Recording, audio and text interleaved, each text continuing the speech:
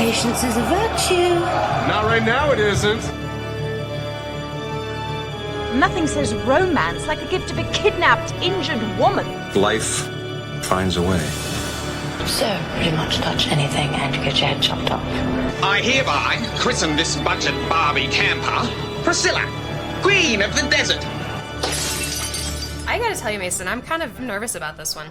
I think that's entirely fair. Not only is it a movie that a lot of people love and have a lot of connections to, it is also our season finale. And, I mean, that's cause for some celebration, but we're giving ourselves a pretty hard task as well. We make light of a lot of movies. We have fun with a lot of movies. This one feels kind of momentous. It does. I mean, there's only so far we could go without digging into these movies, you know?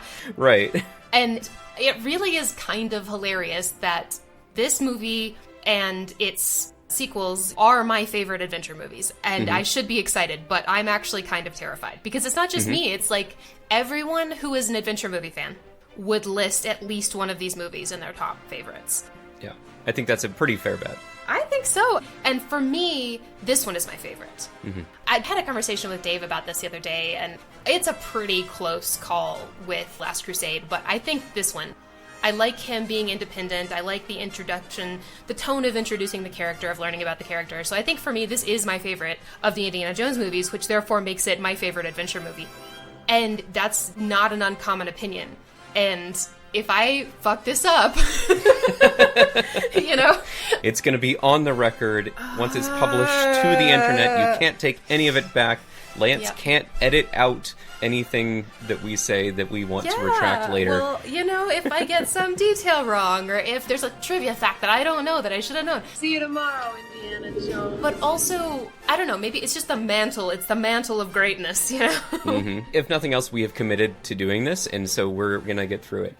But I agree with you about this probably being my favorite Indiana Jones film as well. Partially because of what I discussed in Uncharted, where we're introduced to a very human character, you know, somebody that has flaws, that is older and isn't just like this superhero. They're sometimes making it up as they go. I don't know. I'm making this up as I go. And you get to see that, and there are some really wonderful side characters as well that we get to meet. So this is really, really a great introduction to the series, and I think why it set the tone for the sequels, which we also hold in very high regard. Yeah. Also, I think for myself, this was my introduction to a lot of the parts of filmmaking I enjoy. Just as a young kid, there were so many elements of these movies, and especially this movie, that I was just like, oh, that's cool. Even now, you know, one of the things that jumps to mind first is just that opening shot of the mountain kind of coming into the Paramount logo. Just that sort of transition and being a little kid like, ooh, that's slick, you know? Yeah. So I think that it introduced me to a lot of the cool things that you can do in movie making. It probably was the first time I had a crush on a movie character. It was probably the same for me, too. Just not the same person, I don't think. Well, yeah, Maybe. I mean, honestly, I don't know. listen, there's Harrison Ford, there's Karen Allen, there are a lot of people to love in this movie. But that crush, multi-directional crush, kind of evolved into, you know, there's a quote that I really, really love from the, of course, early days of Hollywood film actress Mae West, and she said, "Be the man you want to marry."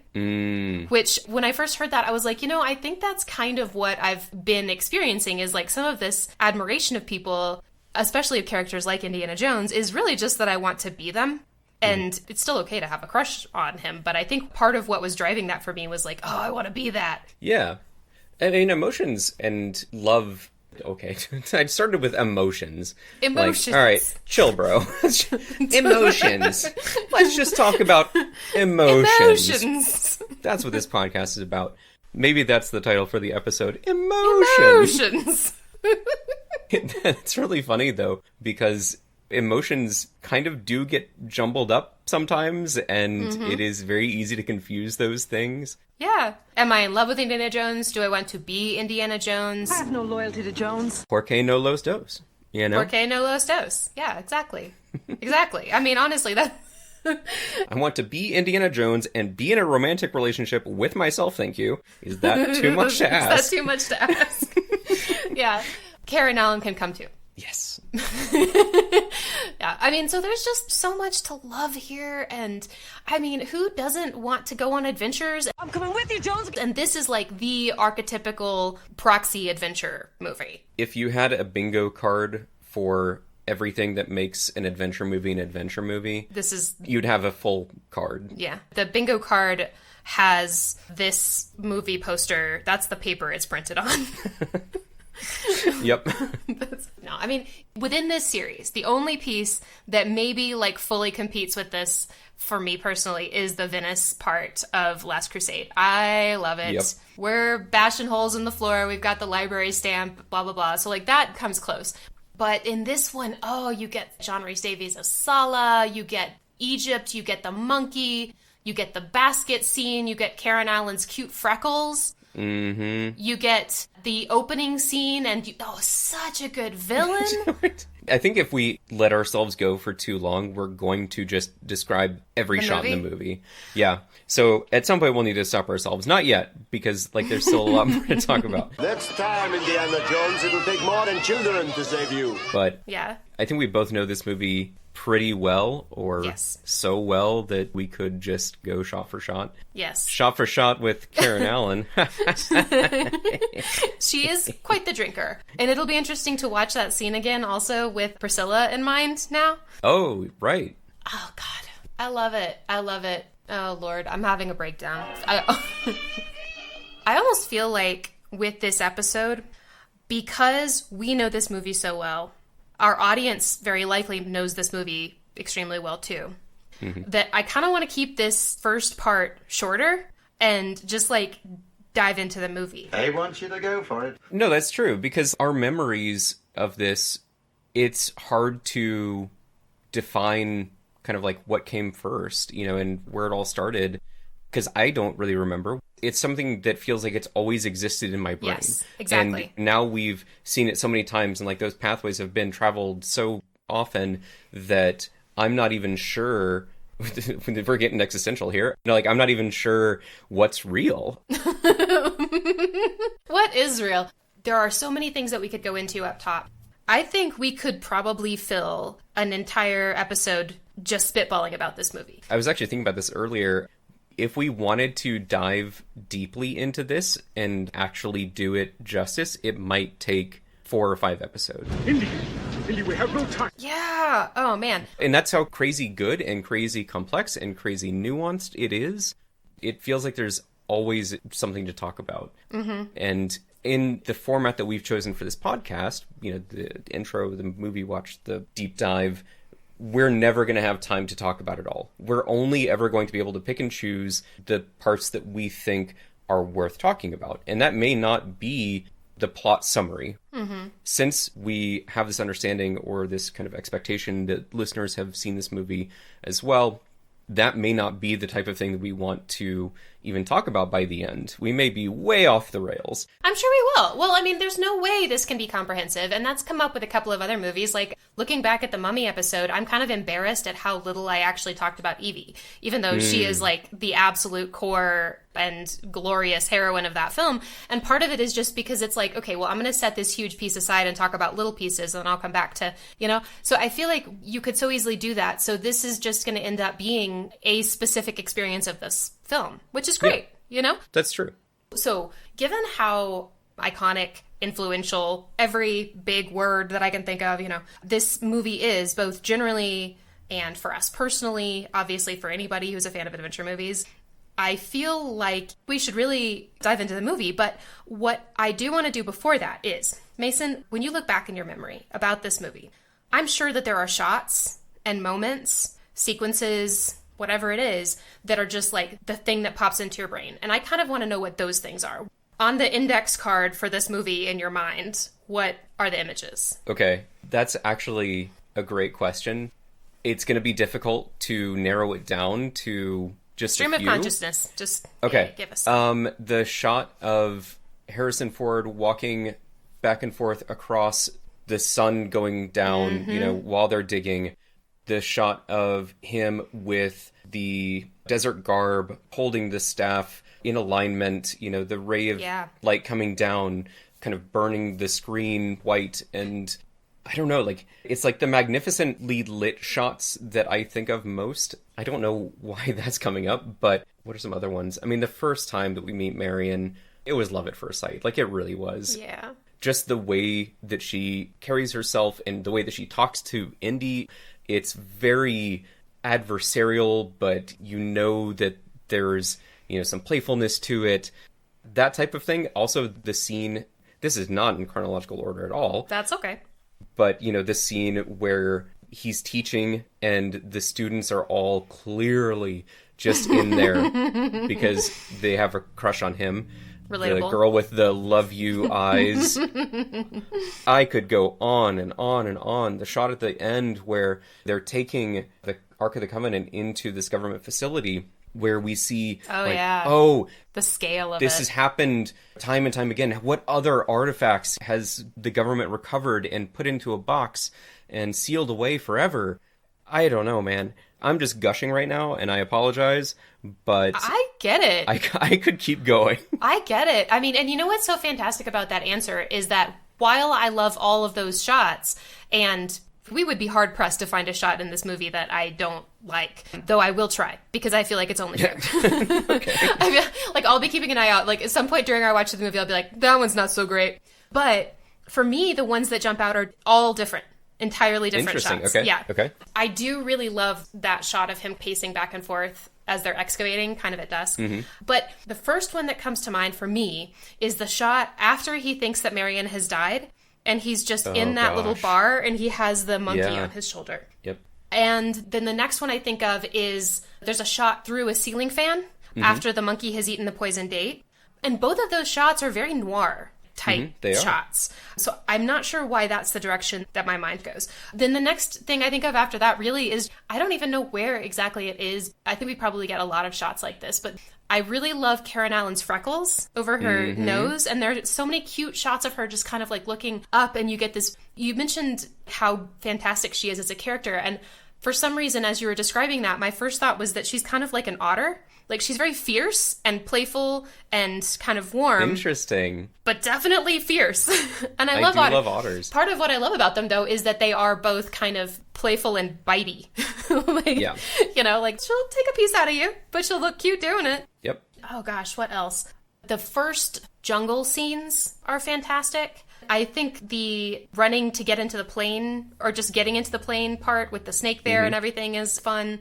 The dust flying off him as he runs at full sprint towards the plane. Yeah. Yeah. Yeah. The scene at the end where they're coming out of the, I don't know, it looks like a courthouse type building, but it's where they went to meet with those guys and find out kind of what happened.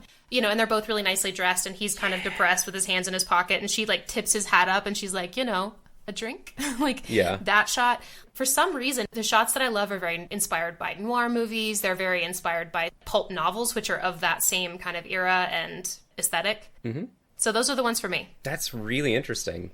And the inverse just happened for me, because I love all of those shots too. It's just that they weren't the ones that first came to mind. And I'm really interested, because if we were able to do that as two people who love and have seen this movie time and time again, I'm sure that everyone in the audience has their own places where they have met this movie and shots that they identify with and that come to mind first. And they're probably very different. Yeah.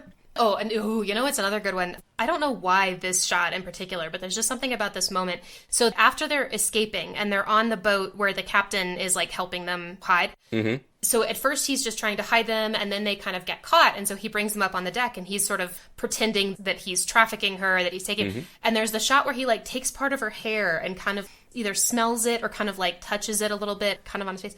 And I always found that shot and that scene to be so compelling, because he's taking care of them by playing this other character so well. And there's something kind of ooh, about that. He's been in that world, but he's doing the right thing by them.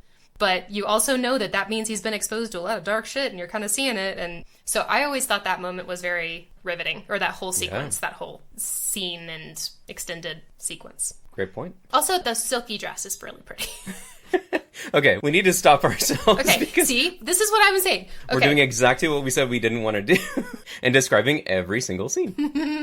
Before we get ourselves into any more trouble, what do you think about finally watching Indiana Jones and the Raiders of the Lost Ark? I think the time has come.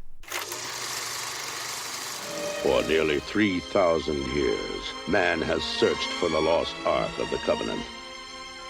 The Bible speaks of the Ark leveling mountains and laying waste to entire regions. Not something to be taken lightly. No one knows its secrets. The army which carries the Ark before it is invincible. The Ark. It is their Atanis. And it is something that man was not meant to disturb. It is protected by forces beyond imagination. It is desired above all treasures on earth by those who are good, Trust me. and those who are evil. I'll tell you everything. Yes, I know you will. Raiders of the Lost Ark.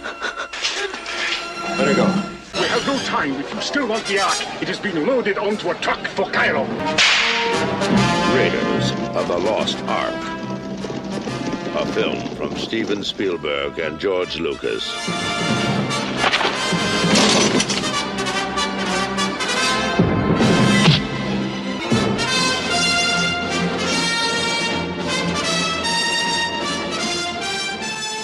And we're back. We're back from a monumental film, Raiders of the Lost Ark, or Indiana Jones and the Raiders of the Lost Ark, if you insist on using its current title, but it was released as Raiders of the Lost Ark. Yes.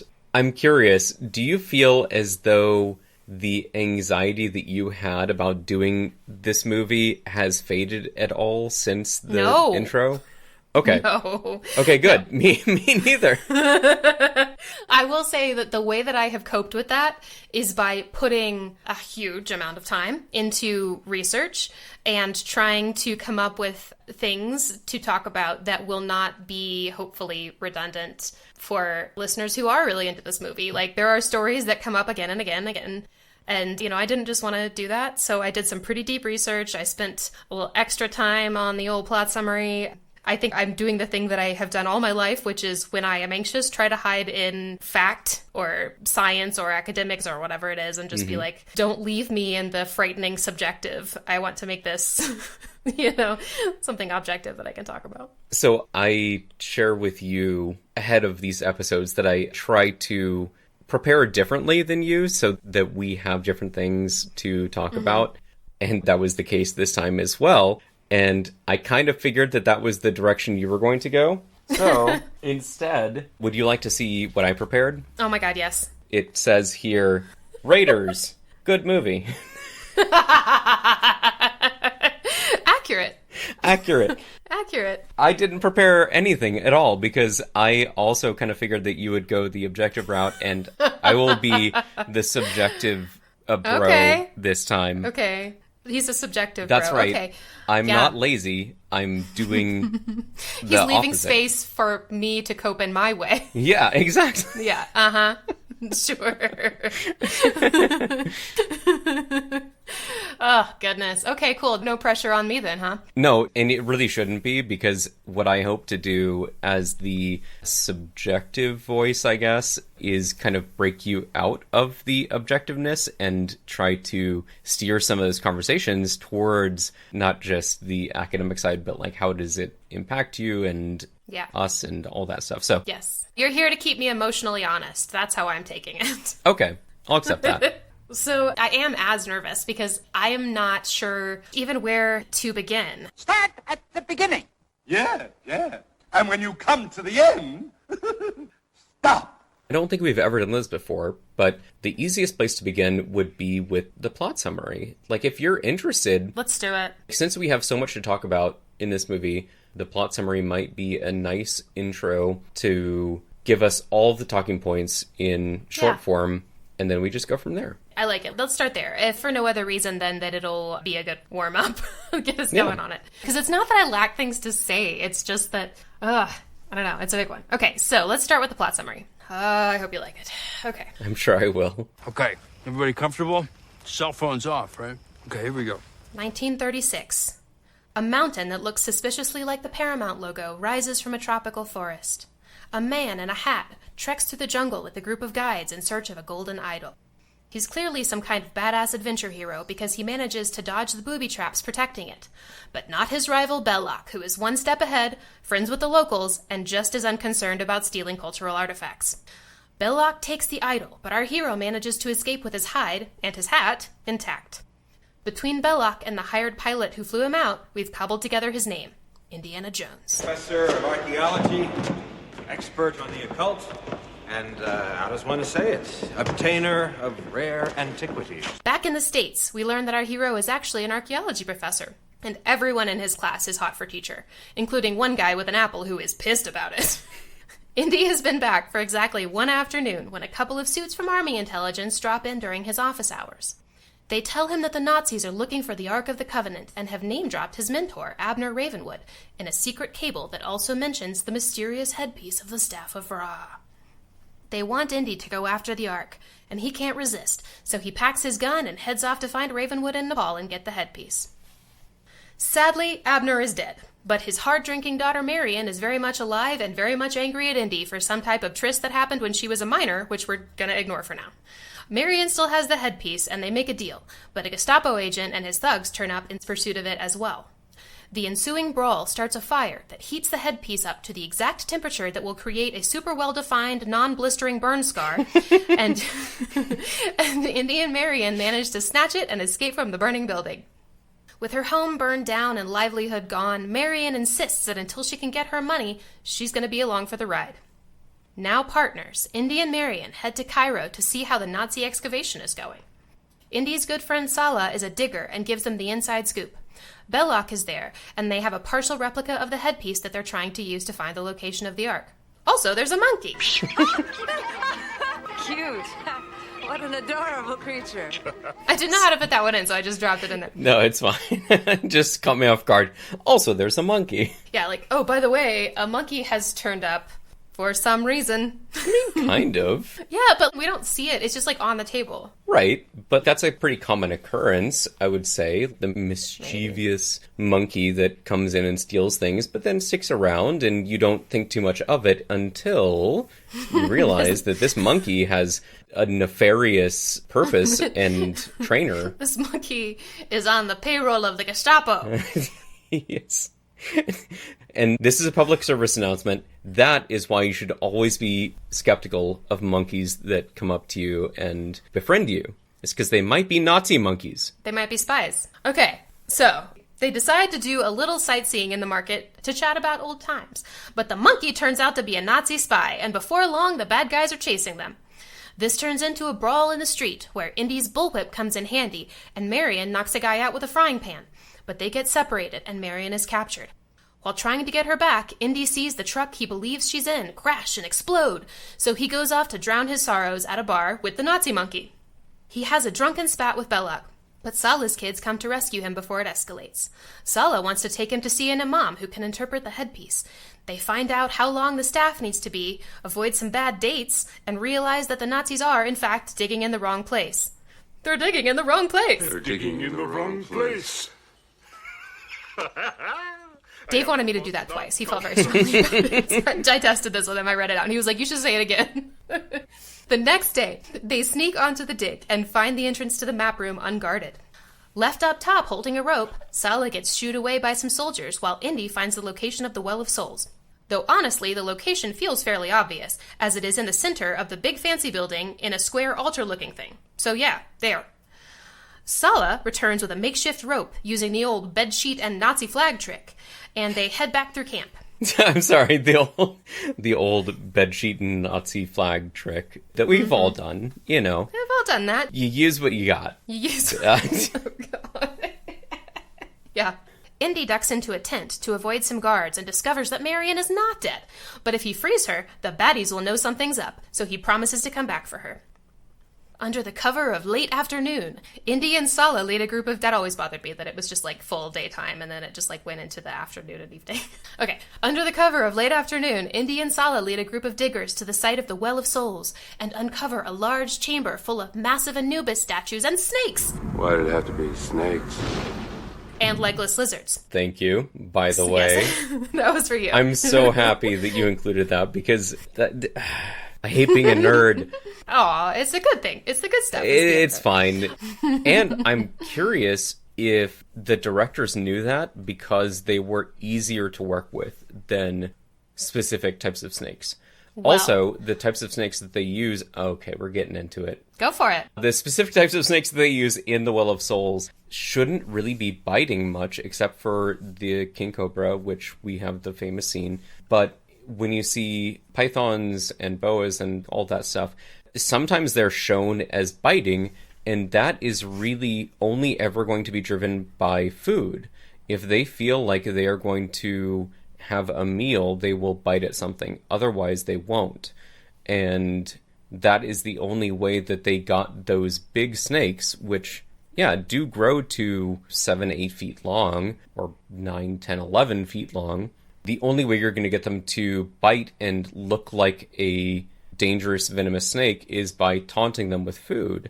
And so I have a lot of ethical questions about how that scene was filmed. Interesting. To get them to behave that way. Yeah. Well, I don't have any good answers about the behavior part, but I do have some facts about how it was filmed and where they got snakes and stuff like that. Okay. Quickly, how many snakes and snake-looking things would you estimate are in that scene? Specifically, the Well of Souls scene, yes. Snakes and snake-like things, yeah. including legless lizards, that are on the ground. Well, yeah, just in the scene, yeah. How many snake and snake-esque things did they have to get for that scene? 612. 9,000. What? They started off with 2,000, and Spielberg was like, this doesn't look like enough snakes. We're going to need at least 7,000 more. Well, okay, so there's no way to do that right. As a snake advocate, like, there's no way to have that many snakes and do it right. Right. To where you're treating them all correctly, they're all getting what they need, they're coexisting in a good environment. Yeah. They actually had an investigation about that. A woman who was visiting for the day and then after went and was like, I don't know about this, and this was filmed in London, so it was the Royal Society for the Protection of Cruelty, blah, blah, blah. RSPCA, but they did investigate. But yeah, so basically he was just like, we need a fuckload more snakes, and they just cleaned out all of the rentable snakes and pet stores in London, essentially, and just dropped it all on the floor. That's a little disturbing.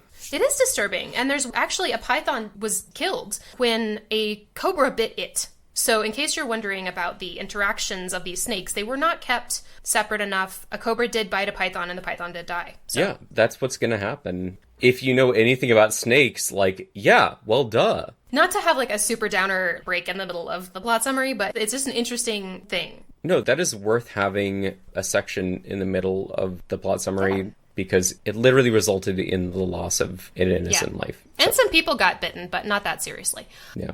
So, to lighten it up, another trivia fact about that scene is that the snake handler had to stand in for Marion's legs, and so Spielberg was like, hey, can we shave your legs? So, there are some shots that are just the snake handler's shaved legs, and that's standing in for Marion, so. Nice. They got lucky that gentleman's general shape approximated a petite woman. Mm-hmm. So, okay. Indy is not thrilled about the snakes. Mason is also not thrilled about the snakes. No, he's not. But they climb down anyway and make their way to the Ark. Meanwhile, Marion is trying to escape via tactical drinking and some light flirting with Belloc, who is clearly infatuated. You didn't laugh at the right place, by the way. I liked my tactical drinking. Tactical? I mean, it's good. No, it's not that good. If you didn't laugh at it, it's not that good.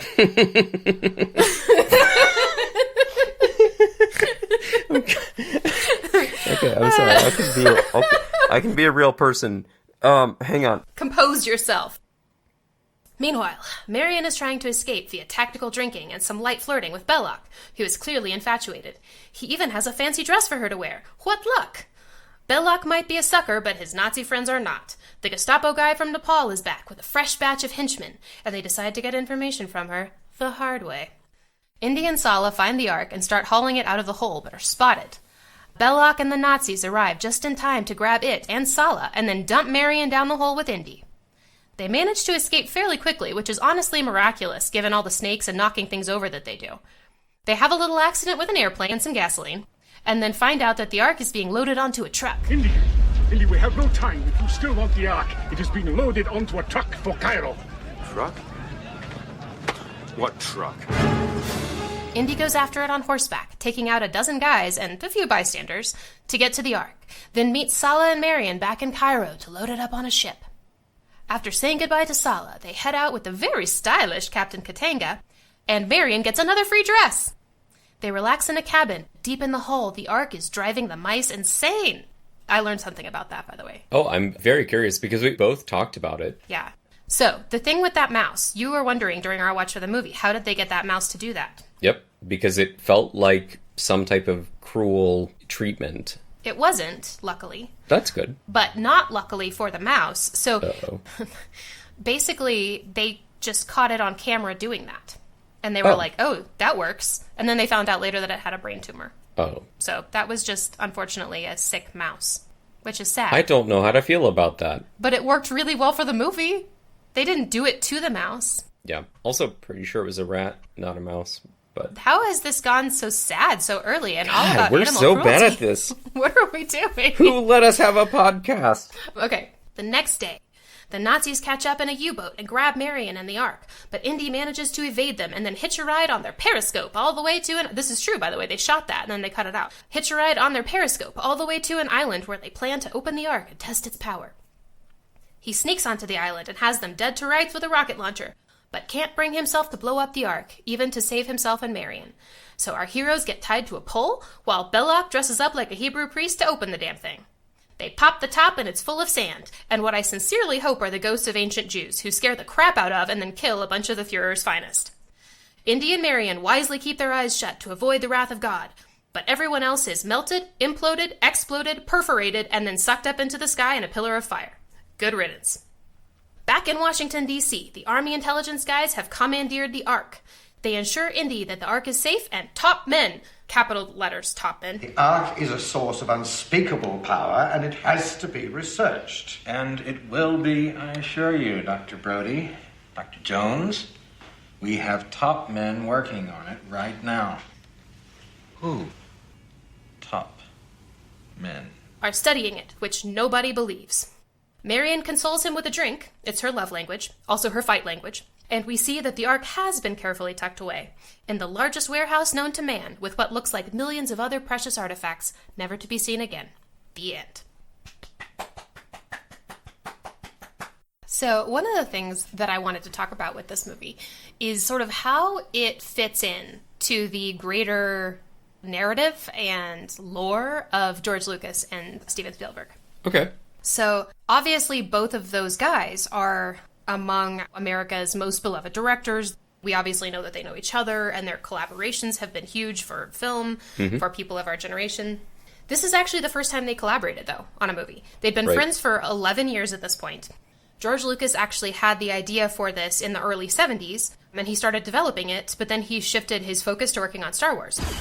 And it was when A New Hope was just about to open. This is apparently a tradition that he has had, which is just going on vacation to get away from everything when a movie of his opens. So he was in Hawaii on a beach, and Steven Spielberg was actually also there. So they were just hanging out on the beach together, and of course they've been friends for a long time at this point, and Spielberg says that he's always wanted to direct a Bond film. And George Lucas says, you know what, actually I have a much better idea. And he pitched this, an adventure movie called Raiders of the Lost Ark. And apparently this conversation happened while they were making a sandcastle together, which is pretty adorable. That is. Were they 7 at the time? I know, right? No, they were adults? Oh, okay, yeah, they were adults. It was 1977. Yeah, I mean, I think that's pretty cute. But then after that trip, they got together and developed a script with Lawrence Kasdan. The original story was developed by, of course, George Lucas as well as Philip Kaufman. And Philip Kaufman is the one who contributed the idea of the Ark, so pretty core to it.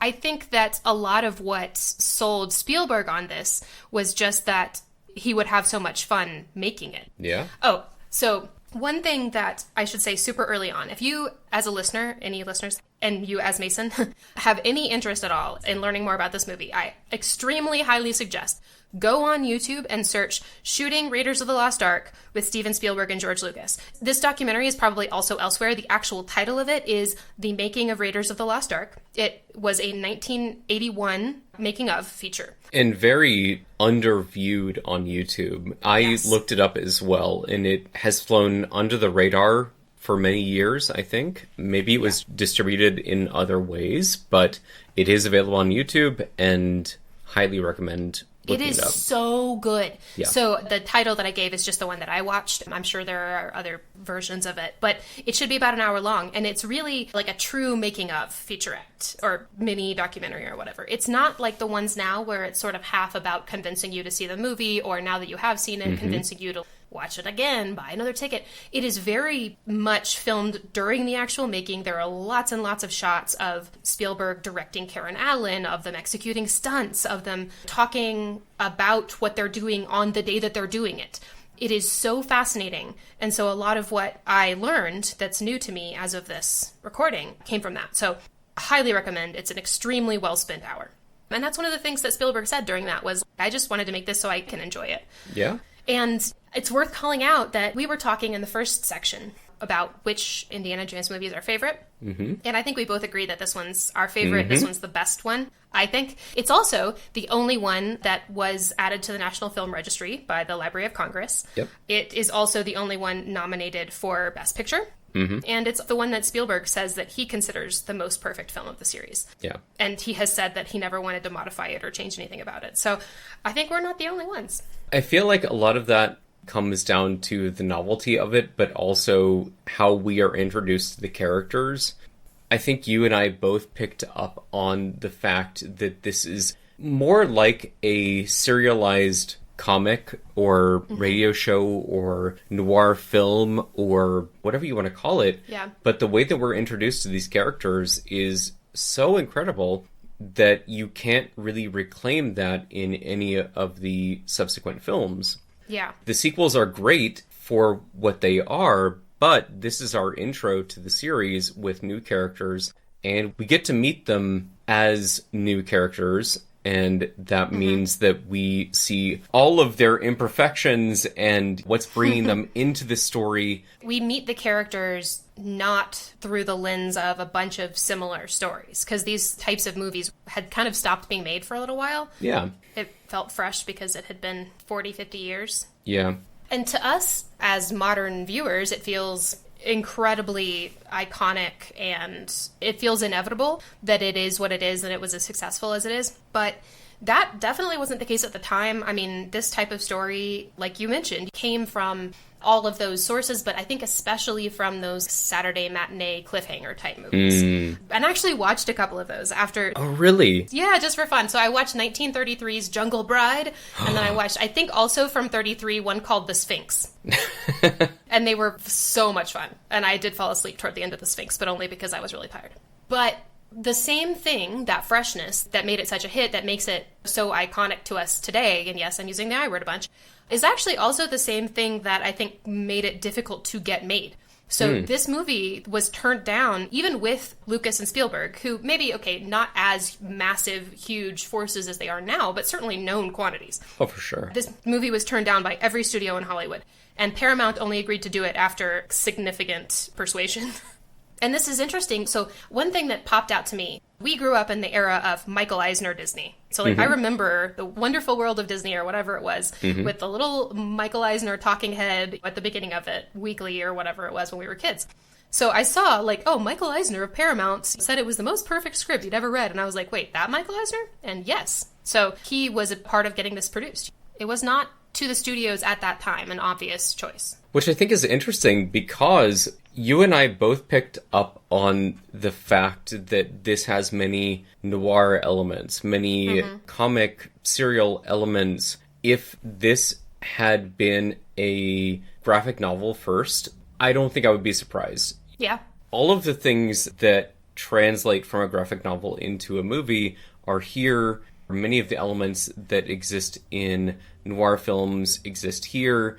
I don't feel like this is a risk really at all. Yeah. And yet there was some hesitation on the production side. Mm-hmm. Where did that come from? I mean, I think to them it just felt too throwback.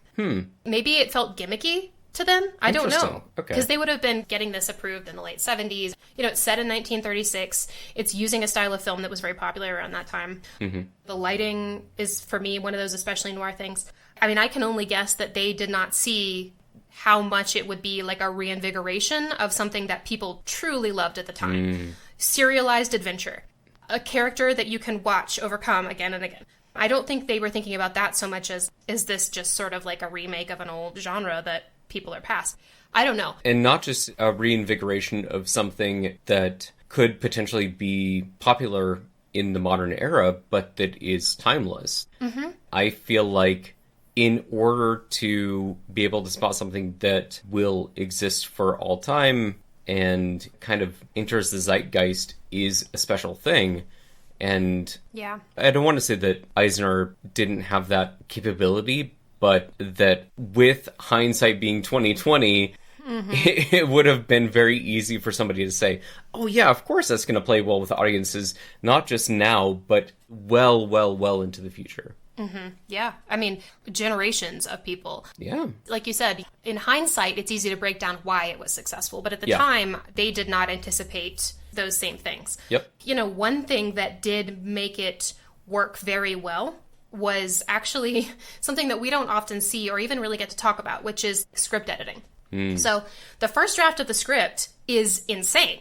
It's like 3 whole movies smashed together. So I wanted to tell you a little bit about that. The first draft of the script included elements that were used in all 3 films. So basically what they did was they cut down this massive, crazy script and said, okay, we're going to take this whole China sequence, including a bunch of the specific gags that I'll tell you in a sec, and break that out into a second movie. Well, I shouldn't say that they did that consciously at the time. What they did do, though, is when it was time to make another movie, they just use all the same shit. Part of the original script for Raiders was set in China. It included that gag of hiding from bullets behind a rolling gong. It included jumping out of a plane onto an inflatable raft. It included a mine cart system that they used to escape. Donovan in The Last Crusade is a character that was in the original script. So basically, the roots of all 3 movies were in the original draft of Raiders. Wow. And they edited it down to remove extraneous characters, to trim down the number of locations. I think they made some very smart choices because it doesn't feel sparse at all as a movie. So when you think about how much else they tried to shoehorn in, or they could have tried to shoehorn in from the script, they just were like, you know what? Too complicated. We're going to pare it down and let the action really sing. And they did. So I think that's a big part of it. And I know that we both have some experience with George Lucas, but for Kaufman and Kasdan, where do their hands show most? Because I feel like I can isolate the Lucas parts, but I can't really tell where the other influences show up. Yeah. Philip Kaufman, I don't know as much about. So I can say he's the one who contributed the arc and he was involved in the story development. I don't know as much about his career before or after this. But Lawrence Kasdan certainly was a longtime collaborator who also worked on the Star Wars movies, etc. So he worked with Lucas a lot. Why the hell are we stopping? For our listeners, we have just had, I don't know, possibly a half-hour conversation about Marion, the age that she was when she and Indy had a relationship, what the possible nature of that would have been, the conversations that Lawrence Kasdan and George Lucas and Steven Spielberg had planning those things, what they thought was appropriate and absolutely was not. Yeah, that kind of feels like a mini-sode in and of itself. It sure does. Especially right around the point that we started branching off into authorial intent and sort of the principles of storytelling and who owns characters. Yep. So I wouldn't want anyone to think that we have not addressed that issue. In fact, we have addressed it so much that we're going to be releasing it as a very special episode of Adventurelings. Yep. And now back to the fun stuff. Now back to your regularly scheduled program. I don't know about you, but I would like to talk a little bit about casting. Okay. I'm all for it. I'm curious what you have prepared. Yes. Well, I mean, I don't want to spend too much time on it because I know it can get boring listing like all the people, blah, blah, blah, who might have tried out for it. But what I will say is they really didn't want to go with Harrison Ford because of he had just been cast in American Graffiti. He had just been in Star Wars. The first one had just come out. Right. Lots of Lucas things. Exactly. So George Lucas was very concerned that if he cast him in this, then he would kind of get stuck as like the guy who loves Harrison Ford. And so they looked and looked and looked and looked and looked. They tested Tim Matheson, Peter Coyote, John Shea, Tom Selleck. They were super into Tom Selleck and actually tried to hire him. They did costume tests. They had him test with Karen Allen. Like, it was gonna be Tom Selleck. The way that they put it was that he, quote, blew them away. But he couldn't do it because Magnum PI enforced his contract and wouldn't let him out to shoot the movie, which turned out to be kind of sad and hilarious because Magnum PI had to put off the filming of their first episode because of a writer's strike. So he could have filmed it, but just wasn't allowed to. I would have loved to be in that audition to understand how Tom Selleck blew them away as Indiana Jones when we have Harrison Ford I know, as right? Indiana Jones now. There's some footage of him in those there screen is? tests. Yeah, and he does look good. He looks good. I will admit it. And also I found one mention of Sam Neill, which I'm only including just because we love Sam Neill and he's been on the show already. Well, his characters have been on the show twice already. But what ultimately happened was they were down to 3 weeks before shooting. Spielberg had just seen Empire and called George Lucas and was like, dude, he is Indiana Jones. Like, it is him. And George Lucas was like, fine, yes, he is. I mean, he is. So we're going to have to do it. So they cast him, or did the final, like, decided that it was okay to cast him 3 weeks before. Oh no, one of the greatest actors of our time is also Indiana Jones. He was also Han Solo. He was also one of the stars in my movie American Graffiti. Oh no.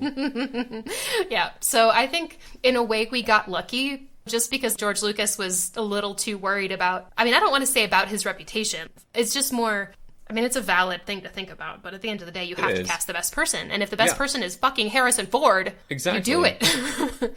Well, I mean, that's happened to us a few times in this podcast already, where the person that is best for the job is also somebody that you've worked with extensively. Yeah. I don't think it's a bad thing when you have found a gem, especially like a generational actor that can work with you and knows your style, when they understand your vision and are able to put themselves into your characters. I don't think it's a bad thing at all. I understand the hesitation of putting somebody in like 3 consecutive films, whatever. But Harrison Ford has that range and has the ability to mold themselves into each of those roles independently. Like, it's not that you're playing the same character 3 times in 3 different movies. He has proven himself to be somebody that can adapt themselves to very complex roles. Yeah. I mean, the casting process for Marion was a lot more traditional, just in that apparently Spielberg initially wanted the role for his girlfriend at the time, Amy Irving. They tested Sean Young, a woman whose name I have never heard and I'm obsessed with now, Stephanie Zimbalist. Ooh. Barbara Hershey was considered. Deborah Winger actually turned it down. They cast Karen Allen based on Animal House, which I actually watched recently, and I was like, oh shit, Karen Allen, I forgot she was in this. But it was that sort of comedy capability and just her character in that got her cast in this. I did want to call out, though, 2 things that I thought were funny. Paul Freeman, who played Belloc, is English. This whole time, it didn't even occur to me that he might not be French. And I'm not saying that the accent is so great, it's just that I've been hearing him in my head as, like, French guy #1 since I was a child, and it did not occur to me that he wasn't French. Right. The guy who plays the Imam, if you can guess what country he's from, I will give you $1 million. Hang on. Remind me the scene. Come, look here. What is it? This is a warning not to disturb the Ark of the Covenant. What about the height of the staff, though? Did Belloc get it off of here? Yes, it is here. This means 6 kadam high. About 72 inches. Wait! And take back 1 kadam to honor the Hebrew god whose ark this is. when they go to get the old man to interpret the headpiece. Okay. I assumed he was a Jewish scholar or something, but he's credited as an imam. Okay, yeah, I know who you're talking about. The person that's like, yes, it's 6 meters on this side, but then remove one. Take back 1 qadam. $1 million. Yes. I don't have it, spoiler, but I will owe you $1 million if you can guess where he's from. I'm sorry that this is taking a while. $1 million is a lot of money. It's an imaginary $1 million, if that makes you feel any better. He's from Djibouti. Nope. Norway. His name is Tuti Limkau, and he's from Oslo. $1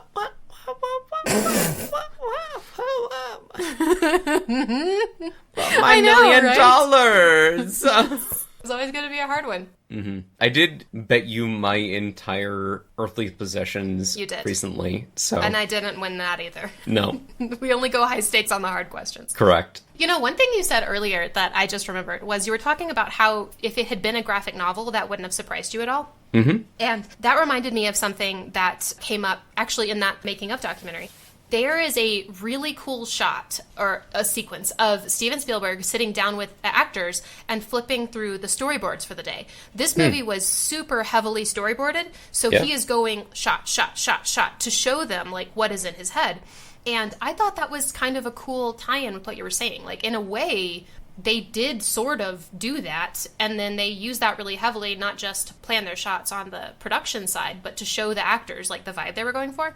Mm-hmm. And for me, one of the shots that most feels like either an old noir movie or a graphic novel or whatever it is the shot of the snake going through the peep toe shoe. Like, I just feel like that shot specifically is so reminiscent of those old movies. Yeah, I can see that as a storyboard panel 100%. Yeah, right? Yeah. Exactly. And then there's a shot, too, with, like, the lightning on the face of the Anubis statue when they're looking down the hole, stuff like that. It feels so noir, so storyboarded, or however you want to look at it.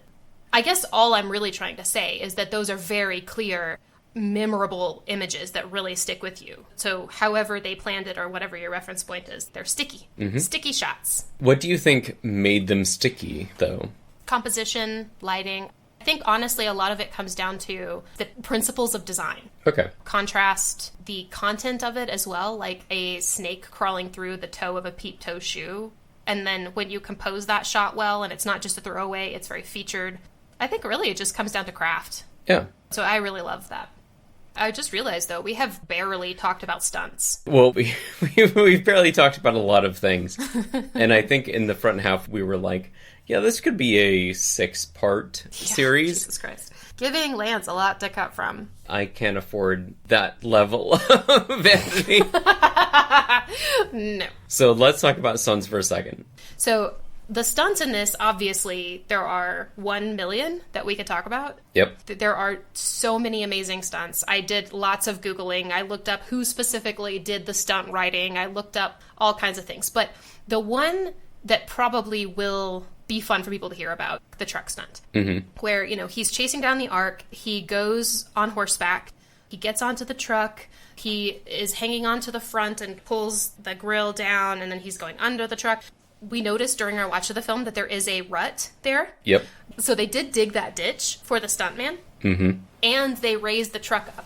But even with those two things, there was still only 2 inches of clearance. Wow. They were going 25 miles an hour, but they also shot it at 20 frames per second to make it look faster. Okay. So the part where he's actually going under the truck was a stuntman, but Harrison Ford did do some shots dragging behind and ended up with badly bruised ribs.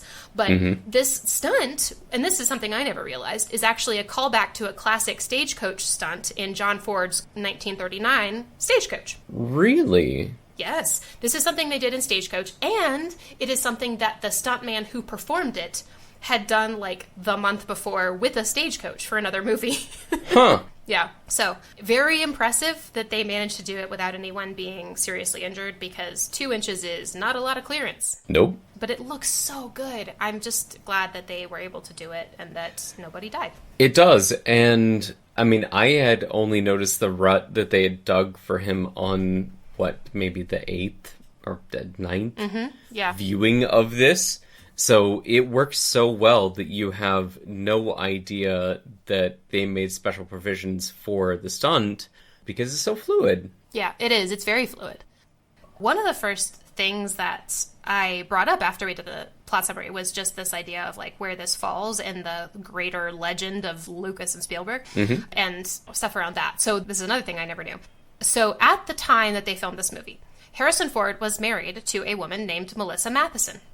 She and Steven Spielberg were working on a script during shooting breaks. You're smiling. You know this one, huh? I'm smiling because I do know that the script that they were working on eventually turned into E.T. the Extraterrestrial. Exactly. And I just love that detail so much. I feel like this movie has this sort of maelstrom of George Lucas and Steven Spielberg shit. Yeah. They filmed it in between Empire and Return of the Jedi.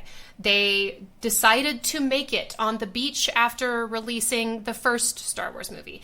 They had known each other forever. They were spitballing about stuff they'd like to make. Then you have Steven Spielberg working on the script for E.T. You have George Lucas planning stuff for his next Star Wars movie. It's just like this took place right in the sweet spot of so much of their stuff that we love with people they worked with on those other things. Lawrence Kasdan's working on Star Wars. Harrison Ford is working on Star Wars. It's almost like film camp.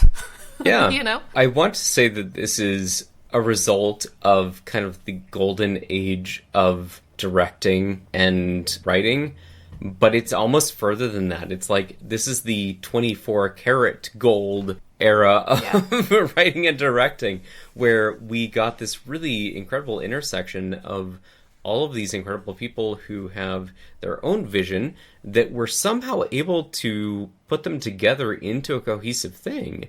Like, that's special. It's special, that people who are independently talented are able to put together their independently incredible things into something that becomes more than the sum of its parts. That's impressive. Yeah, I mean, I think part of it, too, is that this era of directors are among the first people to get to make their own home movies. There have been sort of versions of home movie cameras for a long time, but this generation of directors is one of the first that really got to start making these little home movies of their childhood sort of fantasies when they were young. J.J. Abrams would later go on to make a movie that I absolutely love called Super 8. The first Super 8 camera, I believe, came out in 1965. So these guys were able to start playing with this stuff young.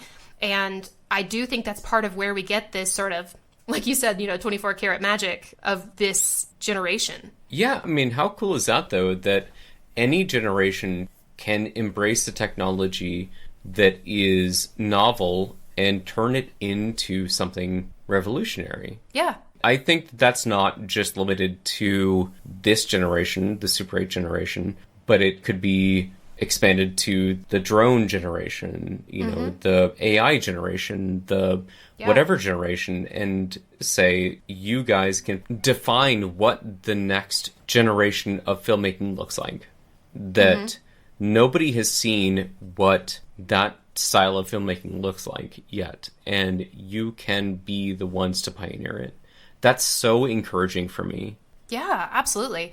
I mean, we saw these same people embrace new technology. I mean, George Lucas switching over to digital, going into digital effects for films. Obviously, we've talked about the great sort of Lucasfilm documentary series that's on Disney Plus, but like that sort of, yeah, let's try it. Let's embrace the new technology. Let's see what we can do. Attitude is very big with these guys. And obviously they've given us movies that we adore and that have lasted for several generations now. Absolutely. One scene that I really love that we haven't talked about, and that actually wasn't in my plot summary either, but when we first meet Marion, that drinking contest at her bar in Nepal.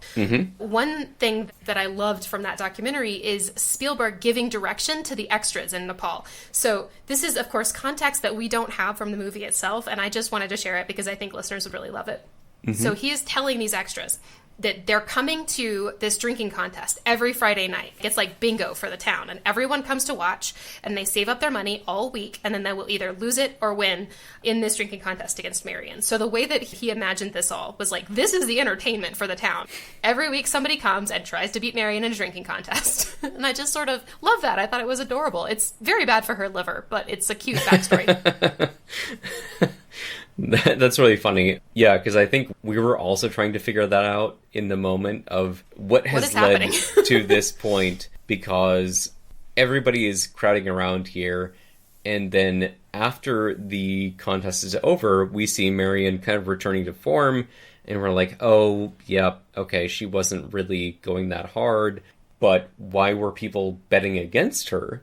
And it makes so much more sense knowing that, like, this is the weekly thing. Like, maybe this is the week that she falls, that she cracks.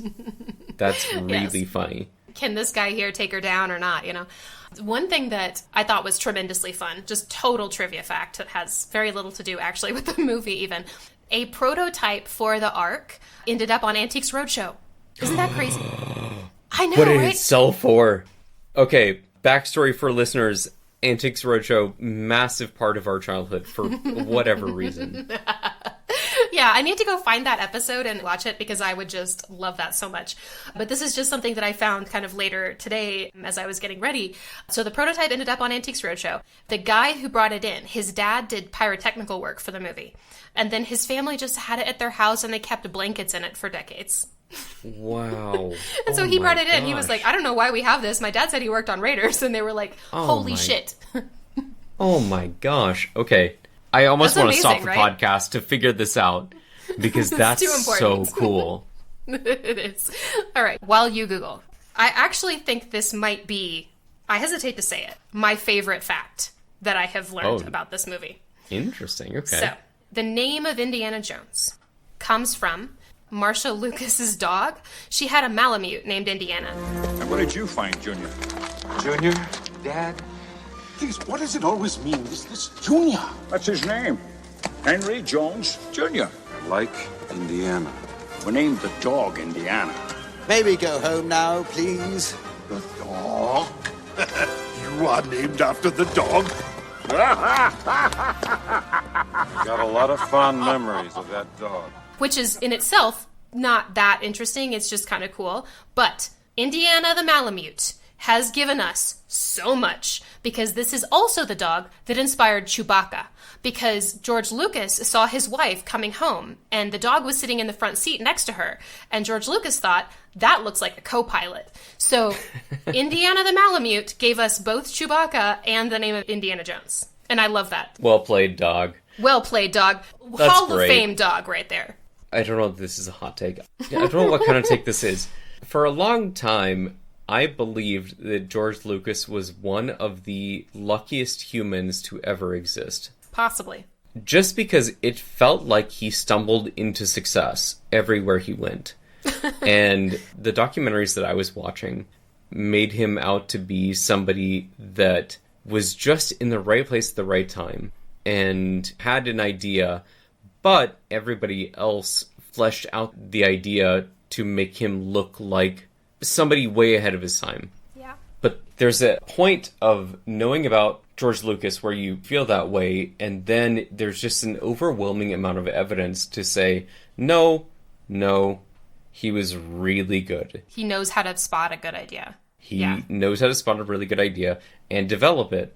And even if he personally doesn't know how to develop it, he knows how to put the right people in place around him to make that into a movie.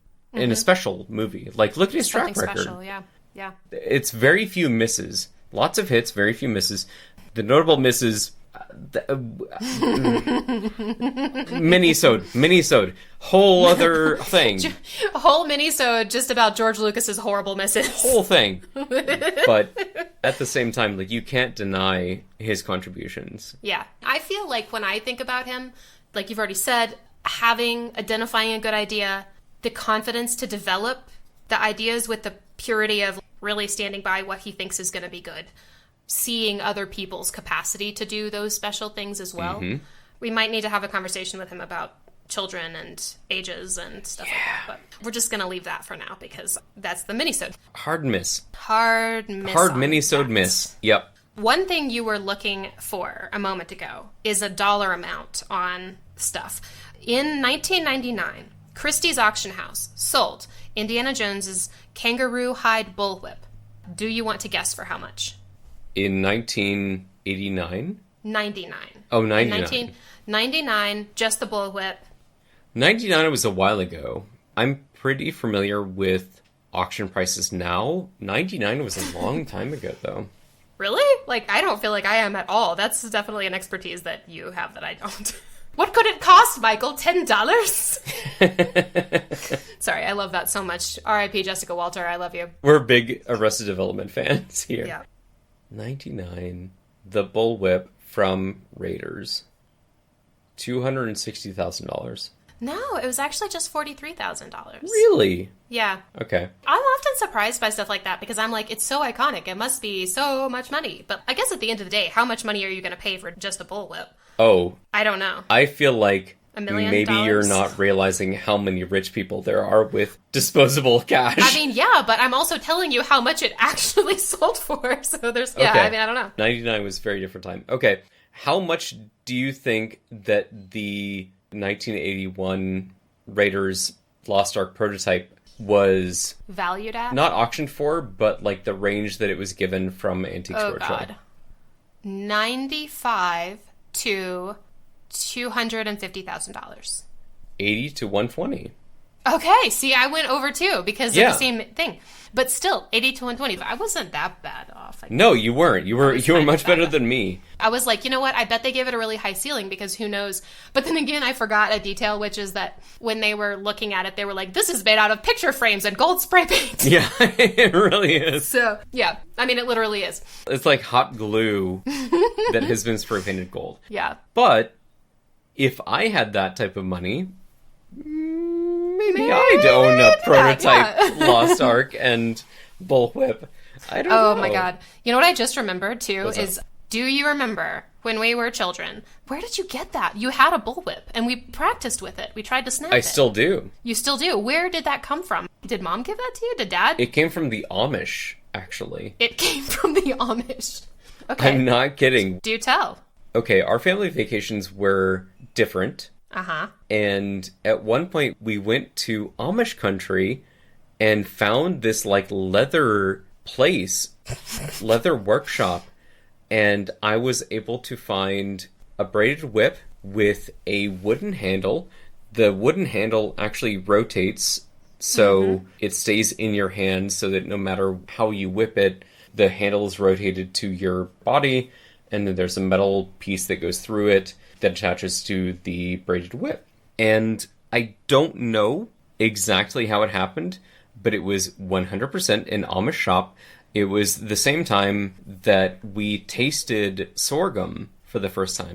Do you remember tasting... Like little drops or something? No, like it little was... candies? We got to chew on Oh, God. actual sorghum stalks. I don't remember. Anyway, I'll raid my memory for that later. Okay. But- so Mason Raid. got... So Mason had a bull. Well, I guess you owned it, but like we played with that shit. I still have it, and I practice with it, and I can still crack it. 100%. I can crack it a little bit, but you've obviously had it, so I'm out of practice. Anyway, I had forgotten about that until that moment. Okay, 3 last trivia facts. Okay. Indy's line to Marion when they're on the ship, it's not the years, it's the mileage. Mm-hmm. Not the man I knew 10 years ago. It's not the years, it's the mileage. That was Harrison Ford ad-lib, so he deserves the credit for that one. Good quote. I mean, honestly, one of the best lines in any movie of this type, and it was Yep. just him on the fly, and I love that so much. R2-D2 and C-3PO appear in the hieroglyphics on the wall in the Well of Souls. I confirmed that personally. It's kind of adorable, actually. As did I. Yep. Yeah. And here's the last one. During the truck chase, producers limited the amount of on-screen blood, whatever that means. I don't know if they were trying to save on production cost or if they just were like, you know what, we're going to do a lot of squibs, whatever. So they used fine red dust instead of liquid fake blood for the squibs. However, unfortunately, the only red dust available, and most of the stuff that's in Egypt was shot in Tunisia, the only red dust available for the squibs was cayenne pepper. Oh, gosh. All throughout that, Oh, when you no. watch the squibs going off, it's literally just cayenne pepper and stunt people being like, nah! Ah! I love that. It's so mean. It's so mean. But they specifically were like, this caused a lot of suffering for the stunt crew. And of course, yeah, like Oh, you have cayenne pepper flying around in the air. Like, it's also, by the way, 1,000,000 degrees. So more literally, Tunisia stood in for Egypt. In the Tunisian desert, it was 130 degrees in the sun and 120 in the shade. 600 extras, plus main cast and crew, consumed 5,000 gallons of water a day on location. So I checked to see what this was relative to just normal water usage, and apparently the average person uses 3,000 gallons of water a month for bathing, cooking, washing, recreation, and watering plants. So including all of that shit, a single person uses 3,000 gallons of water a month, and they went through 5,000 a day, which I guess when you look at the number of people and how hot it was, isn't that shocking. But when you Google 5,000 gallon tank and you think about using that every day, it is a lot of water to be shipping Oh, out for there. sure. Yeah, so that's about all the trivia facts I've got, man. I am honestly kind of sad a little bit. Obviously, we had a lot of emotions, a lot of anxiety going into this episode, but it's also our season finale, you know? It's our last episode of this season, and I am sad to end it, but dragging it out with more trivia facts is probably not the way to go if we want to keep any listeners. I agree. Well, as you said, I do think we could keep talking about this for an eternity, maybe. However, all good things must come to an end, and that includes this season. This is our season finale. Yes. We've completed our first 12-episode run. We thank everybody that has been along for the journey. It's been so fun for us, and we hope it's been fun for you as well. And we will be back, not just for season 2, we will have extras between seasons, get to know us type episodes, and what other types of things, Emily? Yeah, I mean, I think also there's a lot of stuff I'd like to do topically, just like digging into a specific topic and looking at a bunch of different movies. I also think it would be fun to throw a few non-adventure-y type of things into the mix. Okay. You know, if you want to do like a... I'm here for it. Yeah, maybe we'll just pick a movie that we love for different reasons. I think if we find some interview candidates, possibly. So I've got a lot of plans, secret plans, very secret plans. You know, we're already planning season 2. We don't intend to take a super, super long break. But all of this will appear on our socials and on the website. So keep up with us and our sort of semi-unstructured inter-season content on our Instagram at The Adventurelings, on our website at theadventurelings.com. We have a lot of episode-specific stuff, and I am working on getting accessible transcripts of everything live for anyone who does not listen but would still like to consume the content of the podcast. So if you have any deaf or hearing impaired friends, family, etc., I am working on that. And of course, if you have any suggestions for season 2, season 3, season 4, please let it be known by emailing us at theadventurelings@gmail.com. We would love to hear from you. Anything that you'd like us to talk about or do less of, let us know. I personally want to thank you, Emily, for all of the work that you've put into this season. It has just been a blast and such a wonderful time getting to talk to you. And I mean, even though we've known each other for 35 years, I still learn new things about you through movies. And like, that's a really powerful medium. Me too. One of the things that I would encourage most in the off season, and for any listeners that have followed us through this journey, is just watch these movies with other people. It gives you a window not only into yourself and how you react to it, but into others and how you can interface with them best. Yeah. So I think watching movies with other people is a very, very powerful way of getting to know people better. So, yeah. And them getting to know you better based on what you recommend. Absolutely. I mean, I've missed the social aspect of watching movies. I think that's something that went away with COVID. And, sure. We grew up doing that. So, like, for me, this chance to return to the social part of it, but also with you, with family, I think we've always kind of bonded over movies, and it's been really fun. So, like Mason said, if you have a sibling that you actually like, for example, why not? First of all, feel free to share the podcast with them, but more importantly, hang out, watch a movie, whether it's by Zoom or whether it's in person or whether it's just you both watch it and then you talk about it. It is a great way to bond. So, I agree. But until next time, we are the Adventurelings. And thank you so much for joining us, and we're looking forward to talking to you next season. Sounds good. Emily, I love you. I'll talk to you soon. I love you too. I'll talk to you soon as well. I need a break. I'm so sorry. Now I feel bad.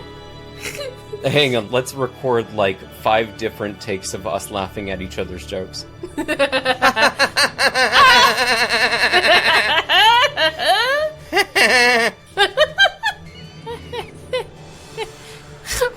are these faces you're making? Okay, I'm gonna start that over because I got excited because I actually like one of my jokes in this one, and that's so dorky. If you had just recognized it as funny the first time, we wouldn't have an issue. What? Stop laughing at me! What is it? You said the momentous moment. Oh God, you're right. Why don't you give it a try? Let's hear your version, Mr. Okay. Mr. I'm so perfect and I don't Hey, use redundant whoa, words. Whoa! Hey, nobody said that. We're back from our monumentous monument of I don't know. Steven Spielberg in a square altar. Hold on, fucking hell. Okay, it's a medical condition. I burped. You did. Let's talk about it some more. Okay. Are you just fucking with me? Carussell. I don't know why I felt like I had to mention that right there.